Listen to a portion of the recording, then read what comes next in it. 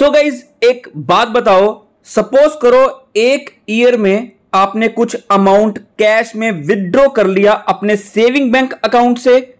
आपने कुछ स्पेसिफिक काम करने के लिए उसे विथड्रॉ किया था, बट वो काम आपने नहीं किया और आपने 1 महीने बाद या 2 महीने बाद या 3 महीने बाद या 1 साल के बाद उस कैश को फिर से रीडिपॉजिट करवा दिया सेविंग बैंक अकाउंट में। तो आप कमेंट बॉक्स पे बताना कि क्या ऑफिसर इस बात से क्वेश्चन कर सकता है कि जब आपने विथड्रॉ किया था और जब आपने डिपॉजिट करवाया फिर से उसमें टाइम गैप है।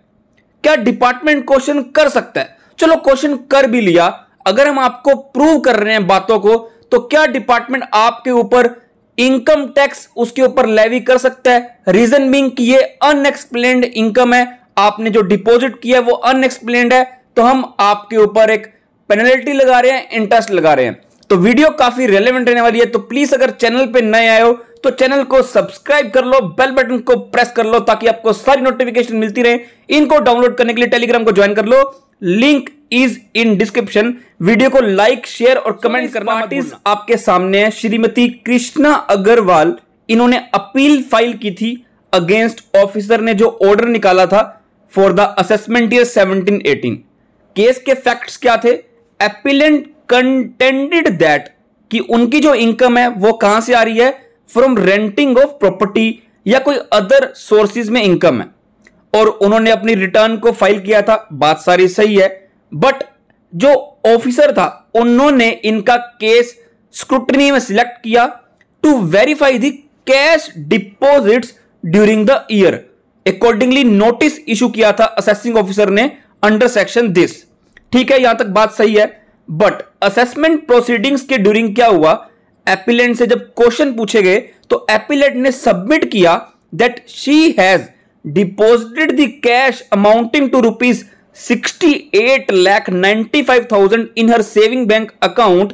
और ये जो कैश उन्होंने डिपॉजिट किए हैं उन्होंने किया out of the cash in hand lying with her as on 1 April 16 कि साल के बिगिनिंग में जो उनके पास कैश पड़ी थी वो उन्होंने डिपॉजिट की है। क्वेश्चन 1 कि अभी इतना पैसा कहां से पड़ा हुआ है वो भी उन्होंने एक्सप्लेन किया।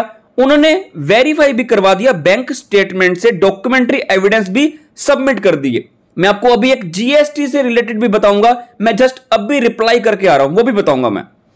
तो एओ ने क्या किया, only on the basis of assumption and presumption and making wrong allegation कि जो आपने ये हमें बताया ये हम मान नहीं रहे हैं या कोई मटेरियल एविडेंस नहीं है जिससे ये प्रूव हो, क्या कर दिया ऑफिसर ने, कैश डिपॉजिट को अनडिस्क्लोज्ड इनकम मानकर असेसमेंट ऑर्डर कर दिया पास under section 143 sub section 3। Total income बना दी इतनी by making addition of rupees इतने लाख, और इसके ऊपर टैक्स देना पड़ेगा। अब हम तो फ्री बैठे हैं, विल्ले बैठे हैं, अब हम क्या जाएंगे, आईटीएटी में जाएंगे, आगे ऑर्डर पास तो करवाना है ना सही से।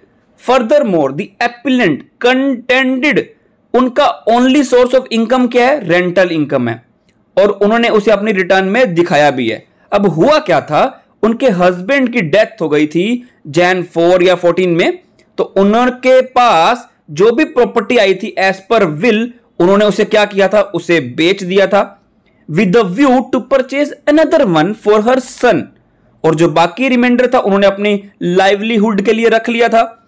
बट हुआ क्या, और ये जो पैसा उनके पास आया था ये सारा का सारा उन्होंने बैंक स्टेटमेंट भी सबमिट कर दी थी कि उनको पैसा मिला है for the sale of the said property, और यही वो विथड्रॉ कर रहे हैं just for the sake of buying property for her own sun.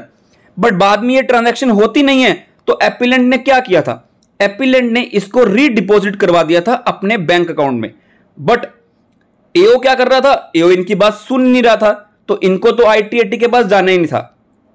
After taking पर्सुअल of all the facts and evidence, ITAT ने क्या बोला, आईटीएटी ने क्या बोला that मियर time gap between विथड्रॉल्स and deposit, पहले विथड्रॉ किया था घर बाय करना है बट बाय नहीं किया, फिर उसको रीडिपॉजिट करवा दिया। तो मियर time gap between विथड्रॉल्स and deposits can not be a soul basis for rejecting the explanation of the appellant, as there was no material that amount so withdrawn had been utilized somewhere else.